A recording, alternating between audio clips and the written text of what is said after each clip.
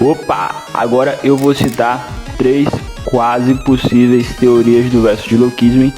Algumas muito conhecidas, provavelmente vocês conhecem todas. Só que eu não vejo ninguém falando muito delas e nem debatendo muito elas. Então eu vou citar minha opinião aqui pra vocês.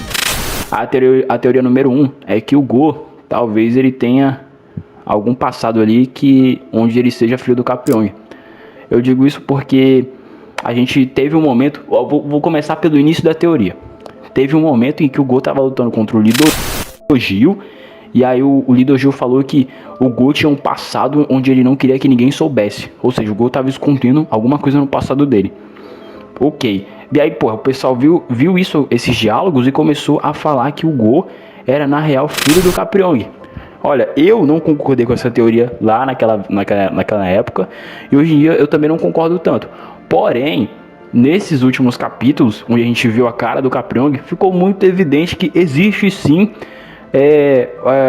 uma semelhança entre os dois. O Capriong, ele é muito igual ao Go, principalmente no posicionamento da sobrancelha dos dois. Aquilo ali é muito idêntico, entendeu? E eu sei que parece besteira o que eu vou falar agora, né? Tá tudo muito parecido ali e tal, mas isso é besteira, o ideal. Você tá vendo coisa, você é maluco. Mas não, eu não tô maluco não, pô. Sabe por quê? Porque quando há coisas parecidas dentro do verso de Loquismen, é porque significa que o autor tá dando indícios que há uma conexão entre os dois. O autor não faria a cara dos dois ali parecidos sem que não tivesse nenhuma coisa parecida ali um com o outro, entendeu? Porque, quer ver um exemplo? O Park Ji-young e o protagonista é um bom exemplo. Os dois são muito parecidos, tanto que a gente achou que o Park Ji-young era pai do protagonista, só que aí, hoje em dia, nós sabemos que ele é tio do protagonista.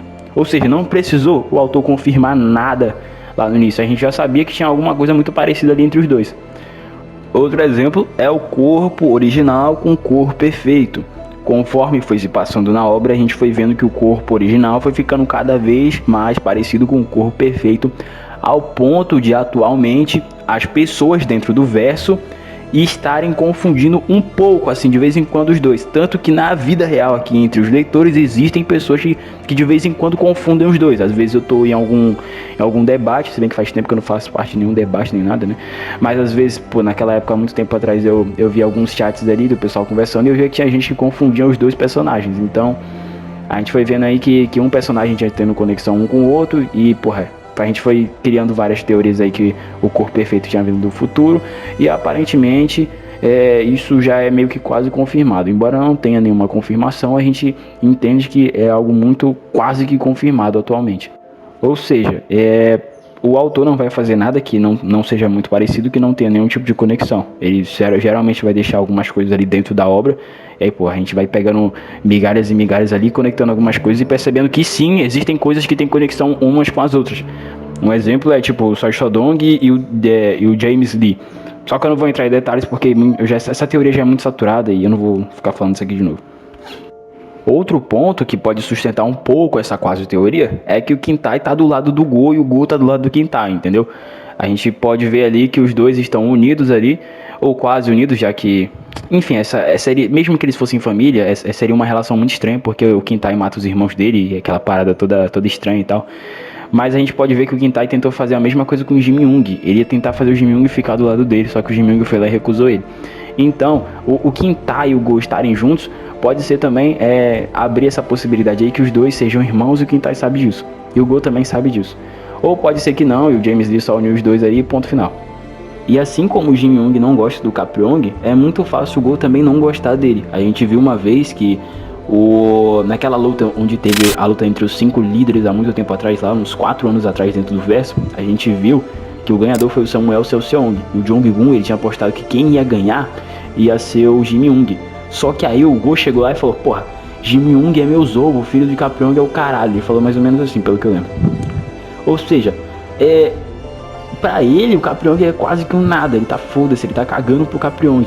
O que pode sustentar um pouquinho que talvez ele seja filho dele e ele não goste dele. Eu sei que tá muito viajado e essa teoria é muito nada a ver, mas eu só tô citando aqui essa teoria e tô tentando conectar alguns pontos aqui. É por isso que o título do vídeo tá assim, quase teoria, porque isso realmente não tem coisas que não faz sentido aqui nessa teoria. Mas é uma teoria que, ao meu ver, ela aumentou aqui na minha mente, ela tomou um pouco de espaço aqui na minha mente, porque, porra, o Capriong é muito parecido com o Go e nesses capítulos tá muito parecido. O estilo de luta dos dois, não o estilo de luta, o estilo de expressão facial que os dois fazem também é muito parecido. Por exemplo, o Capriong, ele leva um soco na cara, um dano muito absurdo, e a gente vê que ele tá muito no foda-se, é como se ele nem ligasse pra porrada que ele tá levando. A mesma coisa acontece com o Go na obra inteira. O estilo de luta do Go é esse. Ele tá levando um dano absurdo ali, e a gente vê a cara dele de foda-se, entendeu? Como se ele não ligasse, é como se ele estivesse tacando foda-se pra tudo no meio da luta.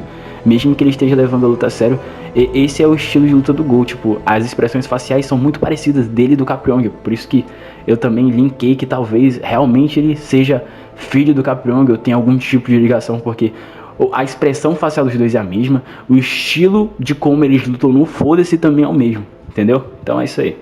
Agora a gente vai entrar numa outra que foi muito citado, que é a parte 2 aqui, que é que o Capriong seja um corpo perfeito. Agora aqui, mano, desde quando eu coloquei o meu feed no TikTok pra colocar coisas de Loukismen, eu vejo essa teoria. Eu nunca dei muita bola pra essa teoria, eu sempre tive muito preconceito com ela, porque eu sempre achei ela muito ridícula, entendeu? Porque ao meu ver, o corpo perfeito era pra ser uma exclusividade, não uma coisa de o Capriong tem corpo perfeito, tal personagem tem corpo perfeito. É tipo o Ultra Instinto, tem que ser algo muito exclusivo, entendeu? Só o Zé Yamazaki, só alguns membros do Zé Yamazaki tem que ter o Ultra Instinto pra ser alguma parada mais exclusiva. Só que aí o Capriong, ele é um personagem que surgiu do nada, e isso abriu muitas portas pra essa teoria. Porque, por exemplo, o Elite já era muito reconhecido em algumas partes da Coreia. O Park Jin-young já era muito reconhecido. Até o Lee Do-gil, que é a porra de um mendigo, já era muito reconhecido. Então, não faz sentido o Capriong não ser reconhecido.